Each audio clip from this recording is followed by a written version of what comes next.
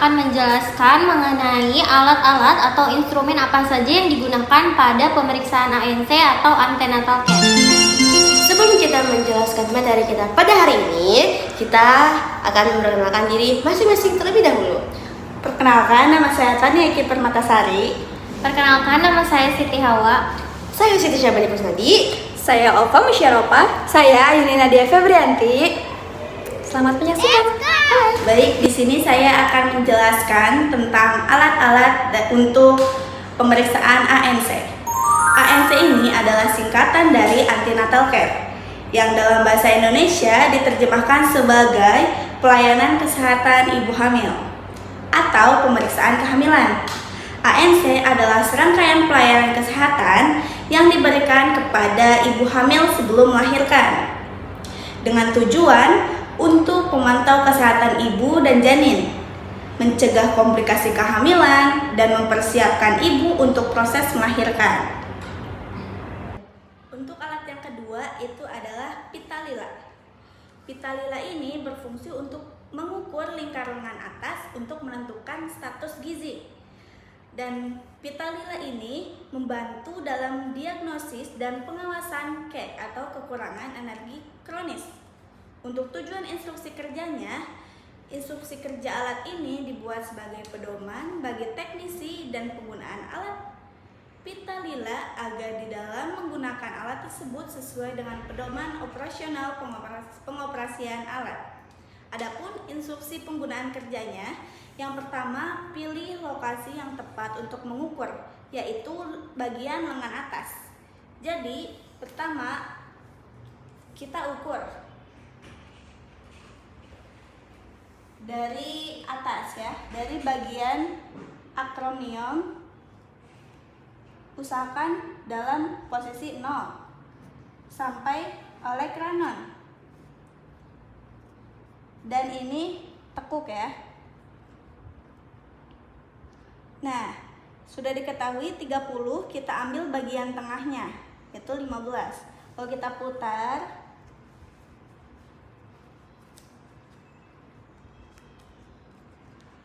kita ukur, usahakan kita tidak terlalu erat untuk menariknya ya. Nah, setelah diketahui, hasil ukurnya itu adalah 26. Dan dapat disimpulkan bahwa ibu hamil ini tidak didiagnosa KEK atau kekurangan energi kronik. Adapun untuk perawatannya, yang pertama, bersihkan pita ukur secara teratur dengan kain lembut. Yang kedua, jangan merendam pita ukur ke dalam air karena bisa basah ya. Yang ketiga, jangan menggunakan bahan-bahan kimia untuk membersihkan pita ukur ini. Lalu yang terakhir, simpan pita ukur dalam tempat yang kering dan sejuk. Baik, untuk yang ketiga itu ada timbangan. Timbangan yang kita akan jelaskan adalah timbangan yang manual, karena di sini nggak ada timbangan digital. Jadi timbangan manual itu merupakan jenis timbangan dengan sistem pegas di mana bekerja secara mekanis. Timbangan ini biasanya bekerja menggunakan indikator yang berupa jarum untuk petunjuk ukuran berat yang telah terskala. Nah, fungsinya itu yang pertama ada mengukur berat badan seseorang, lalu yang kedua yaitu membantu dalam monitoring perubahan berat badan, yang ketiga yaitu digunakan dalam berbagai bidang seperti kesehatan, olahraga, dan juga industri. Lalu ada tujuan instruksi kerja alatnya yaitu alat ini dibuat sebagai pedoman bagi teknisi dan pengguna alat timbangan agar di dalam menggunakan alat tersebut sesuai dengan pedoman operasional pengoperasian alat. Lalu untuk instruksi penggunaan alatnya itu yang pertama, pastikan timbangannya itu dalam keadaan stabil dan rata. Nah, untuk si jarumnya ini dipastikan ke angka 0 ya. Lalu untuk kita langsung saja ke praktiknya ya. Boleh dengan posisi tegak. Pastikan kalau misalkan mau nimbang itu gak boleh bawa barang sesuatu apapun itu, mau misalkan jam dilepas dulu atau apapun. Nah, lalu kita bisa baca hasilnya. Kita lihat sini, boleh? Boleh di zoom. Ini hasilnya itu sekitar 51 ya. Nah, boleh turun. Jadi sekali lagi bisa dipastikan kalau misalkan mau nimbang, tidak boleh ada barang satupun yang menempel di badan si orang yang mau menimbang. Lalu untuk perawatannya, yang pertama itu bersihkan timbangan secara teratur dengan kain lembut, gak usah dicuci, di kain diusap aja ya, dielap. Lalu yang kedua, gak boleh merendam di dalam air. Yang ketiga, jangan menggunakan bahan kimia untuk membersihkannya. Lalu simpan timbangan dalam tempat yang kering dan sejuk, dan juga lakukan kalibrasi timbangan secara teratur untuk memastikan akurasinya. Nah, di sini alat yang keempat selanjutnya itu ada alat termometer. Nah, fungsinya itu untuk yang pertama untuk mengukur suhu tubuh seseorang, yang kedua untuk membantu dalam diagnosis dan pengawasan penyakit, yang ketiga digunakan dalam berbagai bidang seperti kesehatan, industri, dan laboratorium. Nah, tujuan untuk instruksi kerja alat ini dibuat sebagai pedoman bagi teknisi dan pengguna alat termometer agar dalam menggunakan alat tersebut sesuai dengan pedoman operasional dan pengoperasian alat. Nah, untuk instruksi penggunaan alatnya dikarenakan di sini hanya ada termometer digital karena termometer air laksanya rusak dan tersisa hanya termometer digital. Nah, untuk instruksi penggunaan alatnya yang pertama, pilih jenis termometer yang sesuai. Nah, ini di sini ada termometer digital. Pastikan termometer dalam keadaan bersih dan siap digunakan. Alat ini diaplikasikan kepada pasien, kita periksa dulu alatnya sudah bersih, kita bersihkan dan kita periksa apakah alatnya berfungsi atau tidak. Nah, setelah itu pasien jika dia menggunakan hijab, pakaian atasnya bisa dibuka terlebih dahulu sedikit. Nah, sebelum kita mengaplikasikan termometer terhadap pasien, pastikan keadaan ketiak atau aksilannya itu bersih. Nah, mohon maaf Ibu, boleh dibersihkan dulu.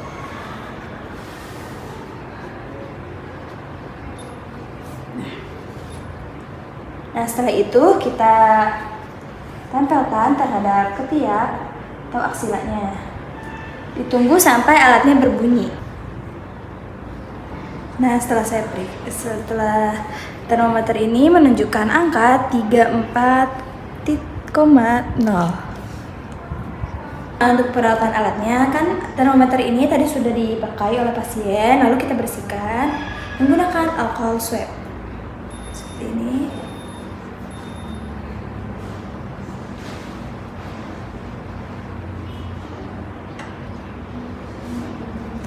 Nah, selanjutnya itu jangan merendam termometer dalam air.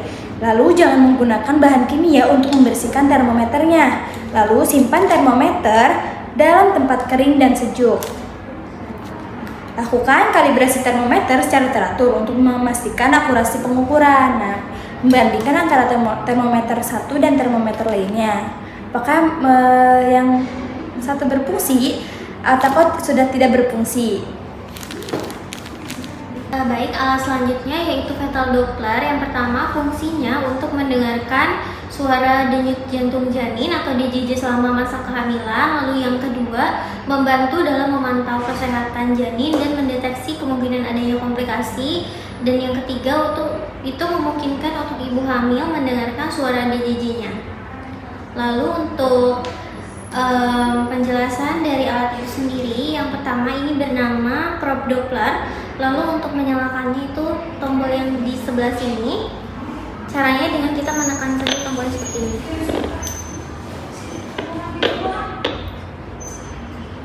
Ini berarti sudah menyala. Lalu untuk tombol yang sebelah sini itu untuk menaik turunkan volume.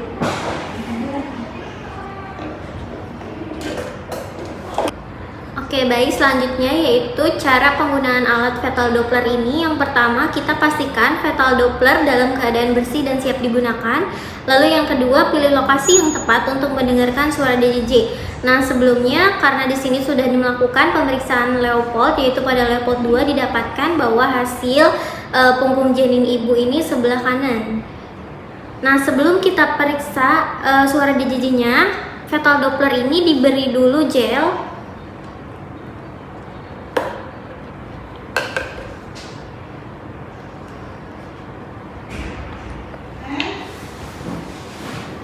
area atas fetal Dopplernya. Lalu kita arahkan probe Doppler ini ke perut ibu. Jadi sebelumnya DJJ ini perlu dilakukan di bagian yang paling terdengar jelas denyutannya, yaitu pada puntung maksimumnya. Jadi di sebelah sini ya. Setelah itu biasanya di bagian punggung janin ini yang paling teraba jelas bagian denyutannya. Nah, di sini jika sudah teraba dan kita mengetahui suara denyutan yang paling jelas, nanti di sini di layar akan menunjukkan denyutan jantung janinnya itu berapa. Nanti di sini ibu atau pasien bisa melihat denyutan jantung janin yang ada di perutnya. Nah, jika sudah terlihat DJJ-nya di fetal Doppler ini di bagian yang biru ini, kita bisa memberikan alat ini kepada ibunya agar ibu bisa mendengarkan juga suara dari DJJ janinnya. Jika setelah digunakan, kita matikan. Cara matikannya yaitu tinggal kita tekan saja bagian yang tadi untuk menyalakan seperti ini. Baik, selanjutnya yaitu cara perawatan alat dari fetal Doppler. Yang pertama itu bersihkan probe fetal Doppler secara teratur dengan kain lembut dan larutan disinfektan. Jadi terutama bagian yang tadi diberi gel kita bersihkan. Seperti ini. Lalu yang kedua, jangan merendam probe fetal Doppler di dalam air. Yang ketiga, jangan menggunakan bahan kimia untuk membersihkan probe fetal Doppler. Lalu simpan fetal Doppler dalam tempat yang kering dan sejuk. Lalu yang terakhir, lakukan kalibrasi fetal Doppler secara teratur untuk memastikan. Jadi untuk alat yang seperti ini bisa saja dikalibrasi selama setiap 6 bulan atau dalam setahun sekali, tergantung intensitas dari pemakaiannya itu sendiri. Selanjutnya yaitu alat yang bernama pelvimetri. Fungsinya yaitu untuk mengukur ukuran panggul luar ibu hamil untuk menentukan kemungkinan apakah persalinannya normal, apakah tidak. Lalu yang kedua, membantu dalam menentukan apakah ibu hamil memerlukan operasi sesar atau tidak, dan digunakan dalam bidang obstetri dan juga ginekologi. Lalu untuk instruksi alat atau penggunaannya alatnya ini yaitu yang pertama, pastikan pelvimetri dalam keadaan bersih dan siap digunakan. Lalu yang kedua, ibu hamil harus berada dalam posisi terlentang dengan kaki lurus. Namun di sini saya akan mempraktikannya kepada ibu hamil dengan posisi berdiri.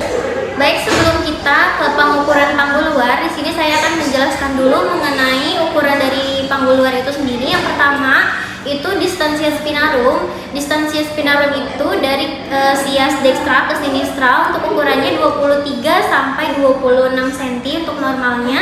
Lalu yang kedua ada distansia cristarum, itu diukur dari crista iliaca dekstra ke sinistra, dan juga untuk ukuran normalnya 26 sampai 29 cm, dan juga ada conjugata externa, itu diukur dari simfisis pubis ibu hamil sampai ke ruas tulang kelima os lumbal. Jadi kita langsung saja ke pemeriksaannya. Yang pertama, letakkan pelvimetri di panggul ibu. Kita akan memeriksa distansia spinarum terlebih dahulu. Ibu mohon maaf menghadapnya ke sini. Jadi periksanya kita tonjolan tulang yang paling menonjol ya.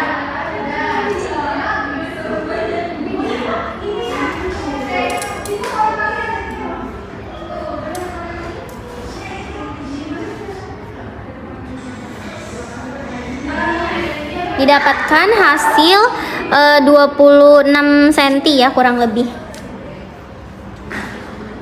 Lalu yang selanjutnya kita akan melakukan pemeriksaan menggunakan pelvimetri, yaitu distansia cristarum di crista iliaca ya, kurang lebih di sini.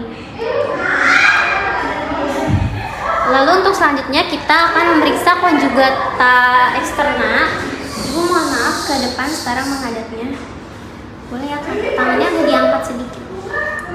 Dari simfisis ke os lumbal. Os lumbal yang kelima. Untuk normalnya itu ini 18 sampai 20 cm. Baik, selanjutnya di sini saya akan menjelaskan stetoskop. Stetoskop ini fungsinya untuk mendengarkan suara dalam tubuh atau mendengarkan organ-organ yang di dalam tubuh seperti suara jantung, paru-paru, dan usus. Nah, lalu untuk bagiannya, stetoskop ini ada yang dinamakan diafragma.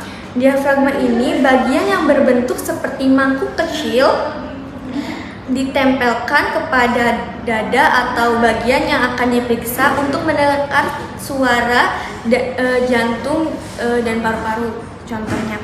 Lalu ada bel. Bel ini bagian yang berbentuk seperti lonceng kecil yang digunakan untuk mendengarkan suara yang lebih rendah frekuensinya seperti suara jantung. Jadi misalnya ini untuk lebih yang suara lebih rendah. Lalu untuk stem itu bagian sini. Bagian yang menghubungkan diafragma atau bel dengan tabung stetoskop. Nah, untuk menghubungkan ini nih. Ini diafragma, ini bel. Nah, stem ini yang menghubungkan keduanya. Lalu ada pipa atau tubing. Ini adalah untuk menyalurkan suara dari kepala stetoskop ke telinga pengguna. Pipa ini biasanya terbuat dari karet atau bahan yang fleksibel agar mudah digunakan dan dapat membelokkan suara dengan efektif. Nah, lalu yang terakhir itu adalah ear tip. Ear tip adalah bagian yang bentuk seperti tutup telinga yang digunakan untuk mendengarkan suara yang diarahkan oleh tabung stetoskop kepada pengguna.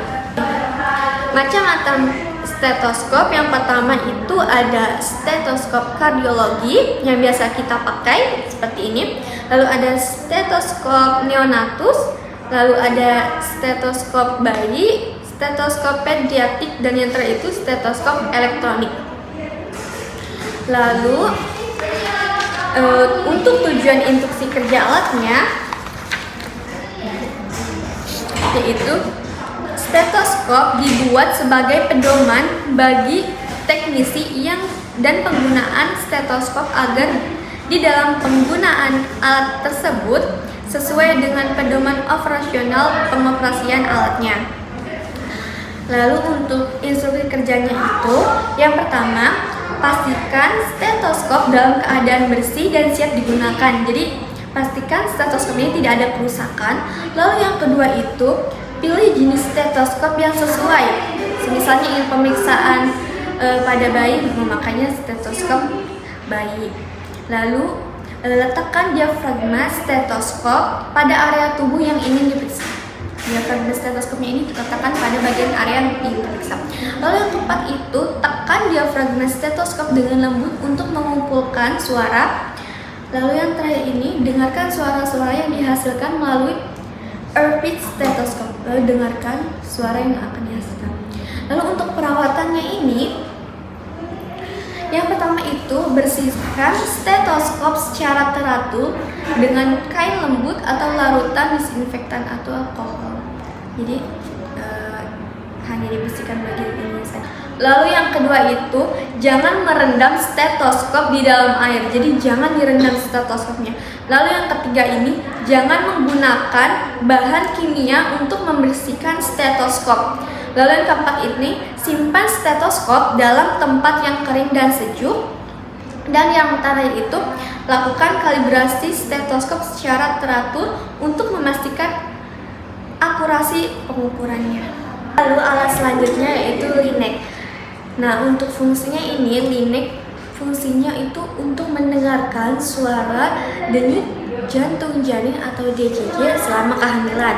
Lalu yang kedua itu, membantu dalam memantau kesehatan janin dan mendeteksi kemungkinan adanya komplikasi.